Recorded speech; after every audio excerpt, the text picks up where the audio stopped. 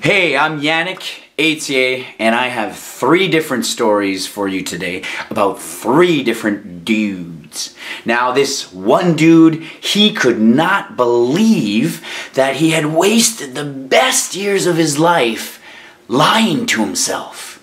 He had spent the last 15 years chasing the dream of his teenage self. An ego-driven little boy who was no longer a part of the man he now saw in the mirror. How could he have surrendered his passion to that naive little bugger and let him run the show for so long? What a fool. Now, this other dude, he lived constantly beyond his means. He was all talk and nil walk. Out of passion, he started way more projects than anyone could ever finish.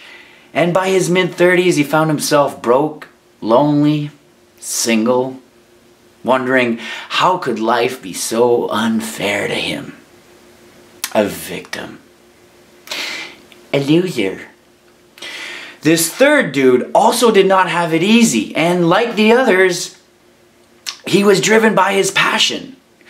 It led him down a path of many hardships and heartaches, but at the age of 35, he had trimmed off most of the unnecessary fat from his life, the distractions, and he was now clear on his life's purpose. A hero. Now, what these 3 different dudes from these 3 different stories all have in common is one thing. They were all subjects of the same physical standpoint. And depending on which story you're told, you either hear the story of a fool, a loser, or a hero. But guess what? They're all the same dude. They're all the same dude.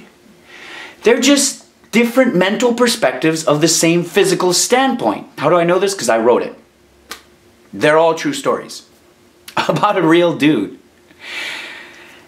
So, what I'd like you guys to chew on today is not that we can choose to tell our stories according to however we want to be perceived by the world.